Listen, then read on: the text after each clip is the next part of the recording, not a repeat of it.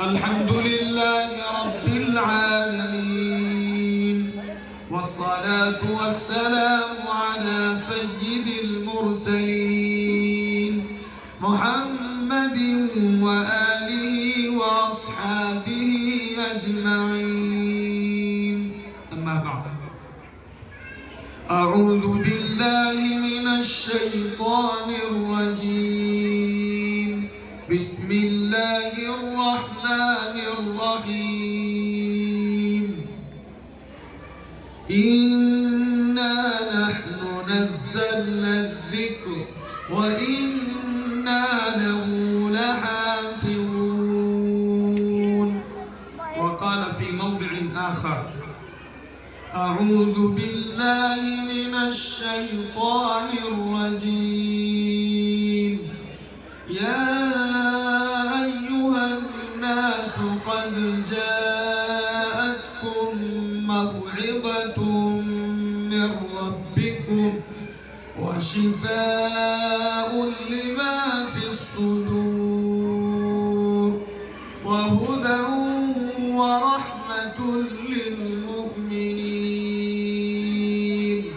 قل بفضل الله وبرحمته فبذلك فليفرحوا هو خير مما يجمعون. صدق اللہ العظیم. قرآن مقدس یہ اللہ کی طرف سے جو کتاب نازل کی گئی ہے، یہ پوری دنیا کے انسانوں کی ہدایت اور رہبری کے لیے اتاری ہے، اور یہ اس راستے کی طرف رہبری کرے گی جو راستہ سب سے زیادہ مستحکم، سب سے زیادہ درست، سب سے زیادہ اطمینان اور پیس اور سکون پیدا کرنے والا. اور یہ کتاب اس لیے اتاری گئی ہے تاکہ لوگوں کے دلوں کے روگ، لوگوں کے دلوں کے اندر جو جرثومے داخل ہو گئے ہیں، اللہ تعالیٰ اس کتاب کے ذریعے سے ان دلوں کے روگوں کو دور. لہذا ہر مسلمان کی یہ ذمہ داری کہ وہ اپنا رشتہ قرآن سے جوڑے، اپنا رشتہ قرآن سے استوار کرے، قرآن سے اپنا تعلق مضبوط کرے، قرآن کی خدمت کے لیے، قرآن سے وابستگی کے لیے اپنے آپ کو، اپنی آل کو، اپنی اولاد کو، اپنے مال کو اور جو کچھ خدا نے اسے دیا ہے وہ اسے لگائے اور خرچ کرے. کیوں خرچ کرے؟ جس آدمی نے دنیا میں شور مچایا جا رہا ہے اسلام کو مٹانے کی اور اسلام کو دبانے کی اور اسلام کو ختم کرنے کی پلاننگ کی جا رہی ہے، منصوبے تیار کیے جا رہے ہیں. میرے عزیز و بزرگوں دوستو، قرآن خدا نے نازل کیا اور خدا نے یہ بات فرما دی ہے کہ قرآن کی حفاظت کرنے والے ہم. دنیا کی کوئی طاقت اس پر اپنا کسی قسم کا کوئی منفی اثر نہیں ڈال سکتی ہے. اللہ کا یہ وعدہ. اب اگر ہم اور آپ اپنے آپ کو قرآن سے جوڑ دیں، قرآن کی تعلیمات سے جوڑ دیں، قرآن کے جو اس میں ہدایت دی گئی اس ہدایت سے جوڑ دیں گے، خدا ہماری بھی بقا کا اور ہماری بھی عزت کا فیصلہ کرے.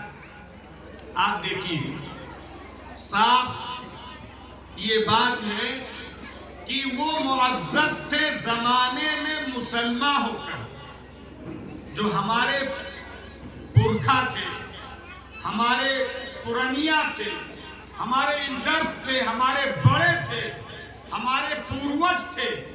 ان کا سکہ، ان کا دبدبہ، ان کی شان و شوکت اور ہر طرف ان کو قدر کی نگاہوں سے دیکھا جاتا تھا، کیونکہ وہ قرآن کے مطابق اپنے آپ کو ڈھالے ہوئے اور قرآن پر عمل کرنے میں اپنے آپ کو سپیریئر، اپنے آپ کو معزز، اپنے آپ میں پراؤڈ اور فخر محسوس کرتے۔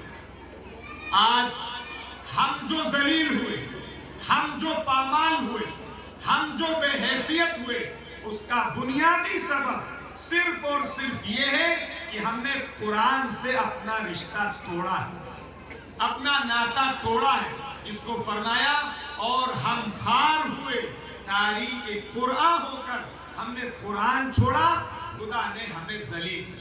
اب آپ کہیں گے کہ صاحب ہم نے قرآن کہاں چھوڑا؟ قرآن چھوڑنے کا مطلب کیا ہے؟ قرآن چھوڑنے کا ایک مطلب یہ ہے کہ آدمی قرآن کی تلاوت نہ کرے۔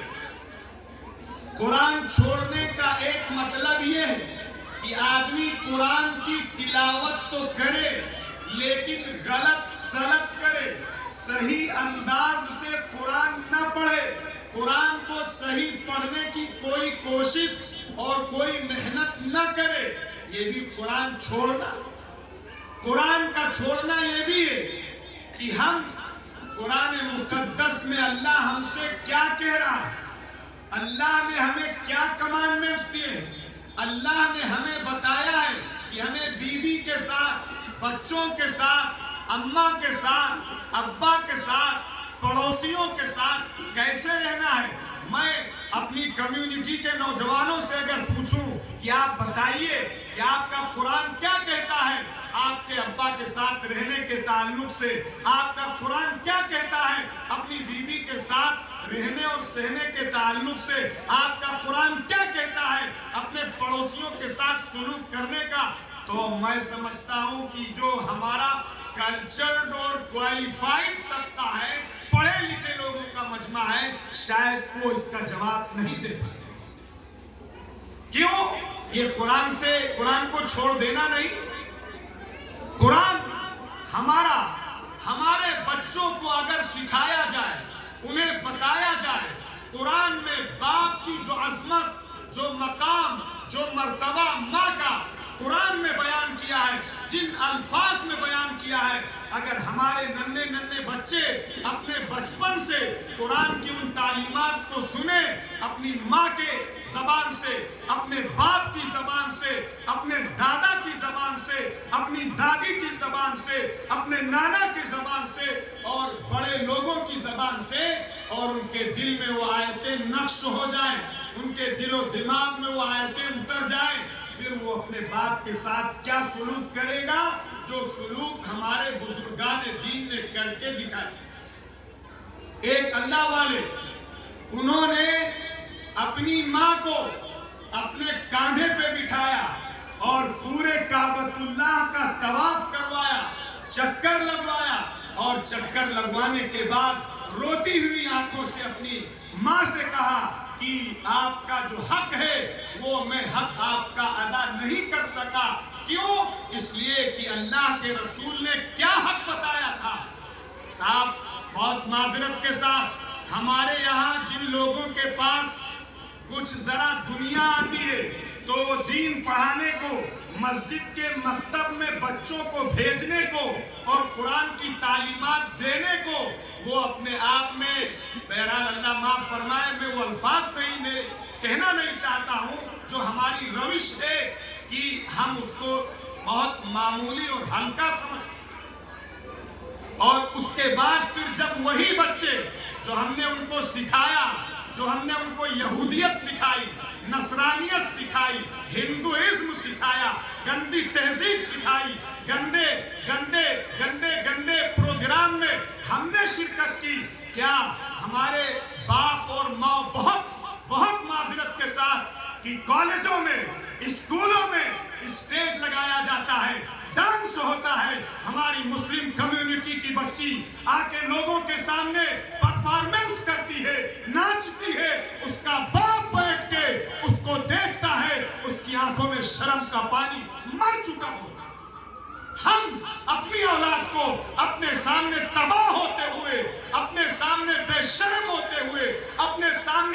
اپنی شرم بیچتے ہوئے ہم اپنی نگاہوں سے دیکھتے ہیں، پھر ہم توقع رکھتے ہیں کہ ہماری اولاد دیندار اور پرہیزگار اور متقی اور اللہ والی بن جائے۔ یہ ایک نہیں، جتنے اسکولز ہیں آپ یاد رکھیے، جتنے اسکولز ہیں اور جس میں جو بھی کلچرڈ پروگرامز کیے جاتے ہیں، ان پروگرام کی جو صورتحال ہے کیسے آپ کو بتایا جائے۔ ایک مسلم بچی کو رول پلے کرنے کے لیے کسی ہندو کا رول اس سے پلے کروایا جاتا ہے، کیا اس کے اندر شرک کی نفرت رہے گی؟ کیا اس کے اندر کفر کی نفرت رہے گی؟ ہم نے اس کو ہیبیچول بنا دیا، ہم نے اس کو عادی بنا دیا۔ پھر وہی بچی ہماری سماج کی جب کسی غیر کے ساتھ چلی جاتی ہے تو سر ہمارا شرم سے جھک جاتا ہے۔ راستہ تو آپ نے دیا اور ہم نے دیا۔ بہرحال وہ ایک الگ ٹاپک ہے، میں تو آپ سے ہر جمعے کو اور ہر دن سمجھ لیجئے گفتگو کرتا رہتا ہوں۔ مولانا آ جائیں گے، سنیے قرآن کیا کہتا ہے، بتائیے اپنے بچوں کو، گھروں میں اپنے بچوں کو وقت دیجئے۔ باپ کا حال یہ ہے اور صاحب بڑے لیڈرز کا حال یہ ہے کہ کاروبار پیسہ ایسا اس میں آدمی الجھا ہوا ہے کہ نہ اپنی بیوی کو دینے کے لیے اس کے پاس وقت ہے، نہ اپنے بچوں کو پیار کرنے کے لیے، نہ اپنے بچوں پر شفقت کرنے کے لیے، نہ اپنے بچوں کو دینی تعلیم سے اویئر کرنے کے لیے اس کے پاس کوئی وقت نہیں۔ آپ پیسہ کما کے، آپ اونچی بلڈنگ بنا کے کیا سکون خرید لیں گے؟ اگر دین نہیں ہے تو سکون بھول جائیں۔ سنیے قرآن کیا کہتا ہے، اللہ کیا کہتا ہے کہ بیٹے کو ابا کے ساتھ کیسا سلوک کرنا چاہیے۔ قرآن کہتا ہے اعوذ باللہ من الشیطان الرجیم وقضى ربك الا تعبدوا الا اياه وبالوالدين احسانا اما يبلغن عندك الكبر احدهما او كلاهما فلا تقل لهما اف ولا تنهرهما وقل لهما قولا كريما واخفض لهما جناح الذل من الرحمة وقل رب ارحمهما كما ربياني صغيرا۔ یہ قرآن سکھاتا ہے، کہتا ہے کہ تمہارے پروردگار نے اس بات کا مضبوطی کے ساتھ فیصلہ کیا ہے کہ تم صرف اور صرف اللہ کی عبادت کرو گے، اس کے ساتھ کسی کو شریک نہیں کرو گے اور کوئی شرکیہ ایکٹیویٹی میں تم انوالو نہیں ہوگے، چاہے وہ جو بھی شرکیہ ایکٹیویٹیز ہو جو جمعے کے اندر آپ کو بتائی جاتی ہیں۔ آگے فرمایا وَبِالْوَالِدَيْنِ احسانا، اے بچے اپنے ماں کے ساتھ، اپنے باپ کے ساتھ اچھا سلوک کرنا، اچھا سلوک کرنا۔ آگے فرمایا وَلَا تَقُلْ لَهُمَا اُفْ، اور کبھی ابا کے سامنے، کبھی اماں کے سامنے اف نہ کہنا۔ لکھا مفسرین نے کہ یہ سب سے زیادہ ہلکا لفظ ہے، اپنی ناراضگی اور اپنے غصے کو ظاہر کرنے کا اس سے زیادہ ہلکا